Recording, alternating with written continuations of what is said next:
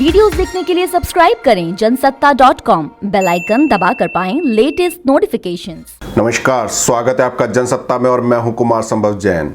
आज तारीख है 10 जुलाई और दिन है शुक्रवार का। मैं आपके सामने हाजिर हूं अब तक की बड़ी खबरों के साथ। भारत में लॉकडाउन खुलने के एक महीने बाद कोरोना का संकट लगातार बढ़ता जा रहा है। पिछले 24 घंटे के दौरान देश में कोरोना के अब तक के सबसे ज्यादा मामले 26,506 नए केस सामने आए। वहीं 475 लोगों की मौत हो गई। इसी के साथ देश में संक्रमितों की संख्या 7,93,802 पर पहुंच गई है। साथ ही कोरोना से मरने वालों का आंकड़ा अब 21,604 हो गया है। देश में कोरोना के अब 2,76,789 एक्टिव केस हैं। इस बीच मेघालय स्थित Indira Gandhi regional institute of health and medical sciences में कोरोना वायरस फैलने के बाद इसकी ओपीडी और इमरजेंसी सेवाओं को आम लोगों के लिए पूरी तरह बंद कर दिया गया है। आपको बता दें कि ये सेवाएं हॉस्पिटल में कॉन्टैक्ट ट्रेसिंग और डिसकंटिमिनेशन पूरी होने तक बंद रहेंगी। अस्पताल के अधिकारियों के मुताबिक 1 जुलाई को बीएसएफ के एक जवान का कोरोना टेस्ट हुआ था। तब टेस्ट नेगेटिव आने के बाद उसे ऑर्थोपेडिक वार्ड में रखा गया था। जवान बाद में बीमार हो गया और उसका टेस्ट पॉजिटिव पाया गया। डॉक्टरों के मुताबिक मरीज के संपर्क में पूरे हॉस्पिटल में रहा। फिलहाल अस्पताल की कुछ सेवाओं को बंद कर दिया गया है। वहीं पूरी दुनिया में अब तक 1,24,04,594 लोग संक्रमित हो चुके हैं। इनमें 5,57,743 लोगों की मौत हुई है, जबकि 72,34,864 लोग ठीक हो चुके हैं। उधर कानपुर में 8 पुलिसकर्मियों की हत्या का आरोपी विकास दुबे आज सुबह मुठभेड़ में मारा गया। विकास को कल ही मध्य प्रदेश के उज्जैन से गिरफ्तार किया गया था।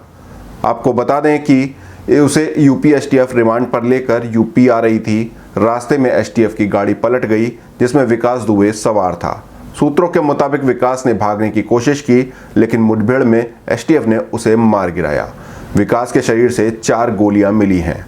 अब इस एनकाउंटर पर राजनीतिक रस्साकसी भी शुरू हो गई है। समाजवादी पार्टी के नेता अखिलेश यादव और कांग्रेस नेता प्रियंका गांधी समेत अन्य कई नेताओं ने विकास के एनकाउंटर को लेकर योगी सरकार को घेरना शुरू कर दिया है। सपा नेता और यूपी के पूर्व सीएम अखिलेश यादव ने यूपी सरकार पर निशाना साधते हुए कहा, दरअसल ये कार नहीं पलटी है, सरकार पलटने से बच गई है। अखिलेश ने इशारों में ही साफ कर दिया कि विकास दुबे मामले में कई बड़े नेताओं के नाम का खुलासा हो सकता था। इस वजह से ही उसका एनकाउंटर किया गया है। गौरतलब है कि अखिलेश यादव ने एक दिन पहले ही ट्वीट में कहा था कि विकास के मोबाइल की कॉल डिटेल सार्वजनिक होनी चाहिए, जिससे सच्ची मिलीभगत का भंडाफोड़ हो सके। इसके एक दिन बाद ही विकास का एनकाउंटर कर दिया गया। दूसरी तरफ कांग्रेस महासचिव प्रियंका गांधी ने भी विकास के एनकाउंटर के अनसुलझे पहलुओं पर सवाल उठाते हुए कहा कि अपराधी का तो अंत हो गया, पर अपराध और उसको संरक्षण देने वाले लोगों का क्या होगा। उधर 59 मोबाइल ऐप्स पर बैन लगने के बाद से विफरा चीन लगातार भारत को सलाह देने में जुटा हुआ है। चीन के सरकारी अखबार ग्लोबल टाइम्स ने अब एक लेख में भारत को अमेरिका से दूर रहने की सलाह दी है। इस आर्टिकल में कहा गया है कि इससे लंबे समय में भारत का विकास प्रभावित होगा। अमेरिका भारत के लोगों में सिर्फ चीन के खिलाफ नफरत भरने का काम कर रहा है, लेकिन वास्तव में वो कोई मदद नहीं करना चाहता है।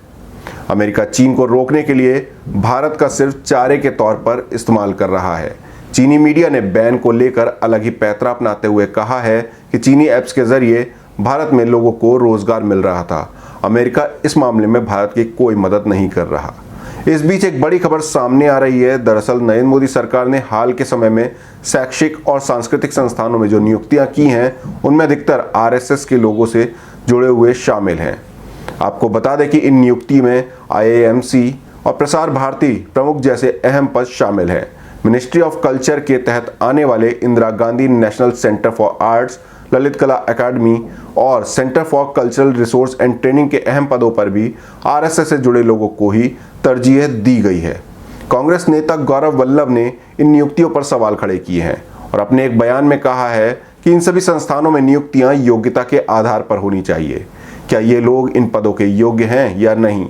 यदि कोई अयोग्य व्यक्ति है तो सामान्य बात है कि उसे रिमोट कंट्रोल द्वारा ही संचालित किया जाएगा।